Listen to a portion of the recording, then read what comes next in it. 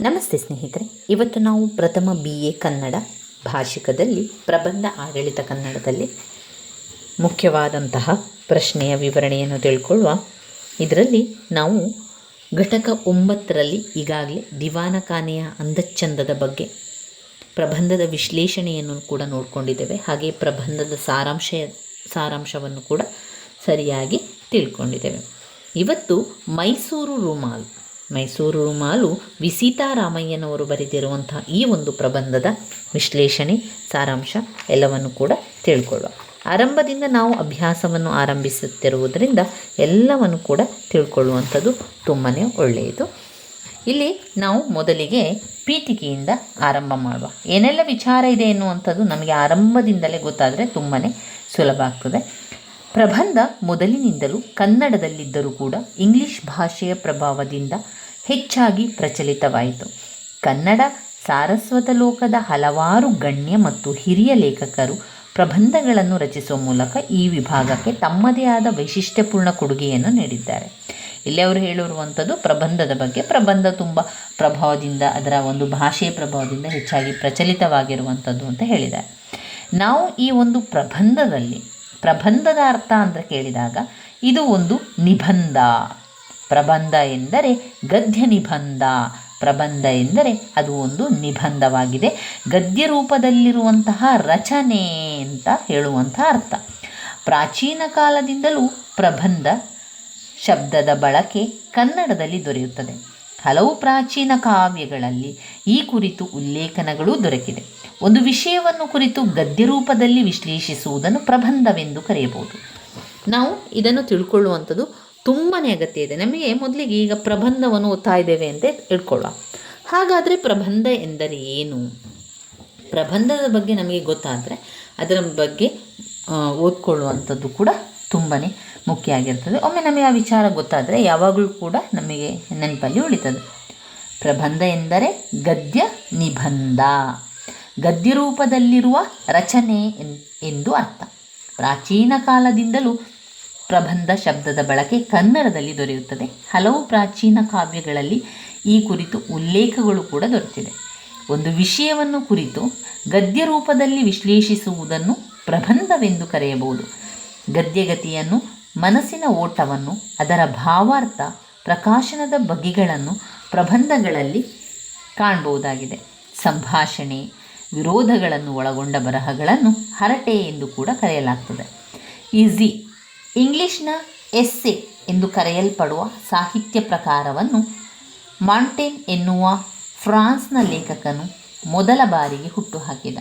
ಇಂತಹ ಹೊಸ ಸಾಹಿತ್ಯದ ಬಗ್ಗೆ ಅನಂತರ ಫ್ರಾನ್ಸಿಸ್ ಬೇಕನ್ ಮುಂತಾದವರಿಗೆ ಇಷ್ಟವಾಯಿತು. ಅಲ್ಲದೆ ಮುಂದೆ ಇಂತಹ ಹೊಸತನ, ನವೀನ ಶೈಲಿಯಿಂದ ಆಕರ್ಷಿತರಾದ ಆಂಗ್ಲ ಭಾಷೆಯ ಪರಿಣಿತರಿಂದ ಮೆಚ್ಚುಗೆ ಪಡೆದು ಇಂಗ್ಲಿಷ್ನಲ್ಲಿ ಹೆಚ್ಚು ಪ್ರಚಲಿತವಾಯಿತು. ಇದೇ ಮುಂದೆ ಪ್ರಬಂಧ, ನಿಬಂಧವೆಂದು ಕನ್ನಡದಲ್ಲಿಯೂ ಕೂಡ ಮನ್ನಣೆ ಪಡೆಯಿತು. ಪ್ರಬಂಧದಲ್ಲಿ ಆಯ್ಕೆಯಾದ ಒಂದು ವಿಷಯವನ್ನು ಕುರಿತು ಚರ್ಚಿಸಲಾಗಿರುತ್ತದೆ. ಇದಲ್ಲದೆ ಚರ್ಚೆ, ಸಂಭಾಷಣೆ, ವಿರೋಧಗಳಿರುವಂತಹ ನಿಬಂಧವನ್ನು ಹರಟೆ ಎಂದು ಕರೆಯಲಾಗುತ್ತದೆ. ಇಲ್ಲಿ ನಾವು ನೋಡುವಂತಹ ಮೊದಲ ಪ್ರಬಂಧ ಮೈಸೂರು ರುಮಾಲು ಸಂಕಲನದಲ್ಲಿ ಇಂತಹ ಬರಹದ ಬಗ್ಗೆ ವಿ ಸೀತಾರಾಮಯ್ಯನವರು ವಿಸ್ತೃತವಾಗಿ ಚರ್ಚಿಸಿದ್ದಾರೆ. ಹರಟೆಯಲ್ಲಿ ಜನರಾಡುವಂತಹ ಮಾತಿನ ಧಾರಾಳತನವನ್ನು ಬಳಸುವುದರಿಂದ ಶುದ್ಧ, ಅಭಿಜಾತ ಪ್ರಯೋಗಗಳು ಮಾತ್ರ ಎಣಿಕೆಗೆ ಬಾರವು. ಪರದೇಶಿ ಪದಗಳ ಭ್ರಷ್ಟ ರೂಪಗಳು ತದ್ಭವ ಎನ್ನೋಣವೇ ಇಲ್ಲಿ ಕಂಡಾವು. ಶಿಥಿಲ, ಸಂಧಿ, ಸಮಾಸ, ಲಘು, ಗುರು ಅಕ್ಷರ, ವಿಪರ್ಯಾಸ ಕಂಡವು. ವಾಡಿಕೆಯಲ್ಲಿ ಅವು ಕಾಣುವುದರಿಂದ ಅವನ್ನು ಹಾಗೆಯೇ ಉಳಿಸಿದೆ. ಇನ್ನು ವಿರಾಮದ ಚಿಹ್ನೆ ಪಾಶ್ಚಿಮಾತ್ಯದಿಂದ ನಮಗೆ ಸಿಕ್ಕಿದಂಥ ಸಂಪತ್ತು. ಲಂಗು ಲಗಾಮುಗಳಿಲ್ಲದಂತೆ ಕಾಣುವ ನನ್ನಂಥವನ ಬರವಣಿಗೆಗೆ ದೊಡ್ಡ ನೆರವು ಅಂತ ಇಲ್ಲಿ ಲೇಖಕರು ಹೇಳ್ತಾ ಇದ್ದಾರೆ. ಅಲ್ಲಿಗೂ ಕೆಲವು ಅರ್ಥ, ಭಾವ, ಕಾಕುಗಳನ್ನು ಸೂಚಿಸುವ ವಿರಾಮದ ಅನಲ್ಪತೆಯನ್ನು ಕಾಣಿಸುವ ಸೌಲಭ್ಯ ಸಾಲದು. ದೀರ್ಘಗಳು ಸ್ವಲ್ಪ ಹೆಚ್ಚೇ ಇದೆ. ಆದರೆ ಅವುಗಳಲ್ಲಿಯೂ ಪ್ರಯೋಗದ ಒಂದು ಕ್ರಮ ಕಂಡಿತು. ಪ್ರಶ್ನೆ, ಸಂದೇಹಗಳಲ್ಲಿ ಹ್ರಸ್ವ, ಓಗಳನ್ನು ಆಶ್ಚರ್ಯ, ಅವಧಾರಣೆ, ಸ್ಥಾಪನೆಗಳಲ್ಲಿ ದೀರ್ಘ ಎ ಓಗಳನ್ನು ಬಳಸಲು ಯತ್ನಿಸಿದೆ. ಒಂದೇ ಮಾತು ಜೊತೆಯಾಗಿ ಬರುವಾಗ ಮೊದಲಿನದು ದೀರ್ಘಾಂತ, ಎರಡನೆಯದು ಹ್ರಸ್ವಾಂತವಾಗಿ ಬರೆದಿದೆ. ಬೇಕಾದವರು ಒಪ್ಪಬಹುದು, ಬೇಡದವರು ಕ್ಷಮಿಸಬಹುದು. ಹೀಗೆ ತಮ್ಮ ಪ್ರಬಂಧದ ಬಗ್ಗೆ ತಿಳಿಸುವಾಗಲೇ ವಿ ಸೀತಾರಾಮಯ್ಯನವರು ಒಟ್ಟಾರೆ ಪ್ರಬಂಧವಿರುವ ರೀತಿ, ಶೈಲಿಗಳನ್ನು, ಅದರಲ್ಲಿ ಆಗುವಂತಹ ಹೊಸ ಬದಲಾವಣೆಗಳನ್ನು ವಿಶ್ಲೇಷಿಸಿದ್ದಾರೆ. ಕನ್ನಡದಲ್ಲಿ ಪ್ರಬಂಧಗಳನ್ನು ಮೊದಲ ಬಾರಿಗೆ ಬೆಳಕಿಗೆ ತಂದವರು ಬಿ ವೆಂಕಟಾಚಾರ್ಯರು. ಲೋಕರಹಸ್ಯ ಎಂಬ ಕೃತಿಯಲ್ಲಿ ಬಂಕಿಮಚಂದ್ರರ ಪ್ರಬಂಧಗಳನ್ನು ಕನ್ನಡಕ್ಕೆ ತಂದರು. ಪ್ರಬಂಧಕ್ಕೆ ಒಂದು ಸ್ವರೂಪ, ತಾತ್ವಿಕತೆ, ಹೊಸ ಆಯಾಮವನ್ನು ನೀಡಿ ಅದರ ಬೆಳವಣಿಗೆಗೆ ಕಾರಣರಾದವರು ಕನ್ನಡದ ಹಿರಿಯ ತಲೆಮಾರಿನ ಲೇಖಕರುಗಳಾದ ಎ ಎನ್ ಮೂರ್ತಿರಾವ್ ಅವರು, ರಾಶಿ, ಗೋರೂರು, ಆನಂದರು, ಪ್ರಹ್ಲಾದರಾಯರು, ಕುವೆಂಪು ಮೊದಲಾದವರು. ಮಂದಶ್ರುತಿಯ ಭಾವಗೀತೆಗಳನ್ನು ಪ್ರಬಂಧವೆನ್ನಬಹುದೆಂದು ತಿ ನಂ ಶ್ರೀಯವರು ಅಭಿಪ್ರಾಯಪಟ್ಟಿದ್ದಾರೆ. ಪ್ರಬಂಧ ಒಂದು ರೀತಿಯಲ್ಲಿ ಮನೋಧರ್ಮ, ಮನಸ್ಸಿನ ಸ್ವಚ್ಛಂದ ಲಹರಿ, ಹೃದಯ ಸಂವೇದನೆ ಇದ್ದಂತೆ. ಚಿಂತನಾತ್ಮಕ, ವರ್ಣನಾತ್ಮಕ, ವಿಶ್ಲೇಷಣಾತ್ಮಕ, ಕಥನಾತ್ಮಕ, ವ್ಯಕ್ತಿಚಿತ್ರಾತ್ಮಕ ಹೀಗೆ ಹಲವು ವಿಸ್ತಾರಗಳನ್ನು ಹೊಂದಿದೆ. ಕನ್ನಡ ಸಾರಸ್ವತ ಲೋಕದ ಹಲವು ಪ್ರಮುಖ ಕವಿಗಳು ಪ್ರಬಂಧಗಳನ್ನು ರಚಿಸಿದ್ದಾರೆ. ಸೃಜನಶೀಲತೆಯಿಂದ ಕಾವ್ಯಸೂಕ್ತಿಗಳನ್ನು ಬಳಸಿಕೊಂಡು ಒಂದು ವಸ್ತು, ಸ್ಥಳ, ವಿಷಯ, ವ್ಯಕ್ತಿಗಳಿಗೆ ಹೀಗೆ ಹಲವಾರು ವಿಷಯಗಳಿಗೆ ಸಂಬಂಧಿಸಿದಂತೆ ಪ್ರಬಂಧಗಳನ್ನು ರಚಿಸಿದ್ದಾರೆ. ಕನ್ನಡದಲ್ಲಿ ಅಂತಹ ನೂರಾರು ಪ್ರಬಂಧಕಾರರನ್ನು ಪಟ್ಟಿ ಮಾಡಬಹುದು.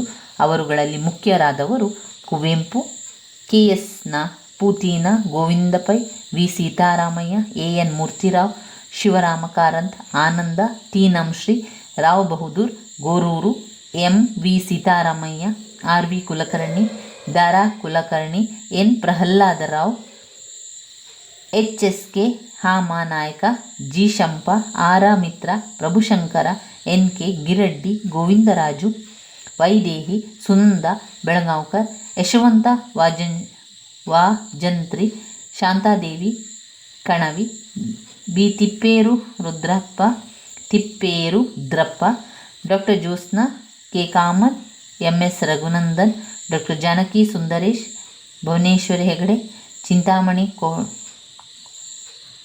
ಚಿಂತಾಮಣಿ ಕೊಡ್ಕೆಗೆರೆ, ಶ್ರೀನಿವಾಸ ಚಾಲವಾಡಿ, ಜಯಾಯಾಜಿ, ವಿಜಯೇಂದ್ರ ಪಾಟೀಲ, ಶೈಲಾ ಜಬ್ಬಿ, ಎಸ್ ಪಿ ಪದ್ಮಪ್ರಸಾದ್ ಮುಂತಾದವರು. ಇವರೆಲ್ಲರೂ ನವೋದಯದ ಪೂರ್ವಕಾಲದಿಂದ ಆರಂಭವಾಗಿ ನವೋದಯೋತ್ತರದವರೆಗೆ, ಅಂದರೆ ನವ್ಯ, ಪ್ರಗತಿಶೀಲ, ದಲಿತ, ಬಂಡಾಯ ಈ ಎಲ್ಲ ಕಾಲದಲ್ಲಿಯೂ ಪ್ರಬಂಧದ ಬರವಣಿಗೆಯಲ್ಲಿ ತಮ್ಮನ್ನು ತಾವು ತೊಡಗಿಸಿಕೊಂಡು ಆ ಪ್ರಕಾರದಲ್ಲಿಯೇ ಕೃಷಿಯನ್ನು ಮಾಡುತ್ತಿದ್ದಾರೆ.